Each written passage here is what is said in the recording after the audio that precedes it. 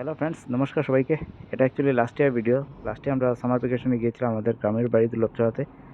তো রাস্তাতে আমার ছোটো মেয়ে একটু বমি করছিল। তো রাস্তাতে আমরা একটু রেস্ট নিলাম, একটু ওয়েট করলাম যাতে ওর ভমিটিংটা বন্ধ হয়ে যায়। তো ফাইনালি অনেক তামজাম করার পর পৌঁছলাম বাড়িতে। পৌঁছার পর বাচ্চারা তো একদম খেলাধুলা করার জন্য পাগল, কারণ টাউনে তো আর এত দৌড়াদৌড়ি করার বা খেলাধুলা করার জায়গা নেই। তো ওদের সাথে মিলে আমিও অনেক এনজয় করলাম, অনেক ক্রিকেট খেললাম। আর আসলে এমন ব্যাট বল ছিল না, তো প্লাস্টিকের একটা ব্যাট বল ছিল। তো যা ছিল তা নিয়েই শুরু হয়ে গেলাম। তো বাচ্চাদের সাথে মিলে অনেক শর্টস খেললাম, খেলে নিজেও আনন্দ উপভোগ করলাম। তারপর একটা টিলা ছিল, সেই টিলাতে অনেক জঙ্গল হয়ে গিয়েছিল। তো ভাবলাম জঙ্গলটা একটু পরিষ্কার করা যাক। তো হাতে দা নিয়ে শুরু হয়ে গেলাম জঙ্গল পরিষ্কার করতে। তো প্রথমে তো টি শার্ট পরে লাগলাম জঙ্গল পরিষ্কার করতে, কিন্তু অনেক গরম ছিল। অনেক শরীরে ব্যথাও হচ্ছিল, কারণ কাজ করার তো আর অভ্যেস নেই। তো ফাইনালি আর টি শার্ট পরে থাকা গেল না। টি শার্টটা খুলেই স্টার্ট হয়ে গেলাম জঙ্গল পরিষ্কার করতে গেঞ্জি পরে। তারপর অনেক কষ্টে সেই জঙ্গলটা পরিষ্কার করলাম, দেখেন মানে ঘেমে কী অবস্থা। তারপর আমার ওয়াইফ আমার মেয়েকে নিয়ে চলে যায়। আমাদের এখানে মন্দির আছে, শিব মন্দির। শিব মন্দিরে কীর্তন ছিল। তো ও প্রথমবার কীর্তন গেয়ে নিজে এসে ওর গুরুবর্দার সাথে কিছু রবীন্দ্রসঙ্গীত গাইলো মোবাইল দেখে থেকে। পরের দিন সকালবেলা পাশের বাড়ির একটা পুকুরে, আমাদের আঞ্চলিক ভাষায় এটাকে ইঞ্চিল বলে, ইঞ্চিল ফেলা ছিল পুকুরের মধ্যে। তো ভাবলাম হয়তো মাছ লাগতে পারে, কিন্তু দুর্ভাগ্যবশত কোনো মাছ ছিল না এটাতে। তারপরে চলে যাই পুকুরে স্নান করতে। গিয়ে একটা পাখি দেখি, যেটাকে আমাদের আঞ্চলিক ভাষায় এটাকে শলাকাক বলে। এটা অ্যাকচুয়াল নাম হচ্ছে হাড়গিলা।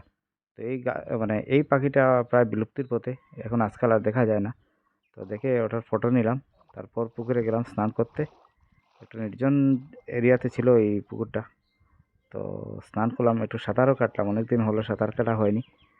তো ফাইনালি সাঁতার টাতার কেটে এসে গেলাম ঘরে।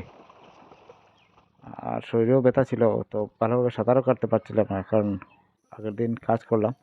তারপর সেই জঙ্গল যেখানে ছিল সেখানে স্টার্ট করলাম একদম বেড়া দিতে, একদম টিপিক্যাল গ্রামের ছেলে।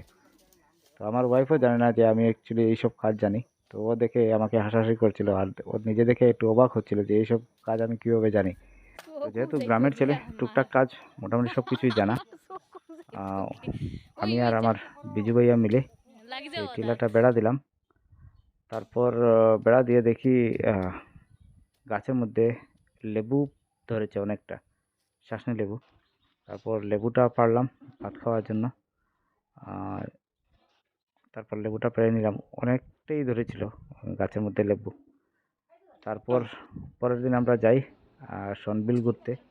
আপনারা তো অনেকেই জানেন, করিমগঞ্জ ডিস্ট্রিক্টে শনবিলটা খুবই বিখ্যাত, এশিয়ার সেকেন্ড লার্জেস্ট ওয়েটল্যান্ড।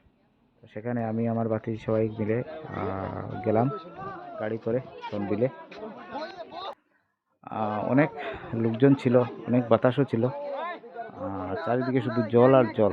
দেখে খুব ভালো লাগছিল এরিয়াটা। অনেক ফটো টটো উঠলাম, হালকা কিছু খেলামও সেখানে।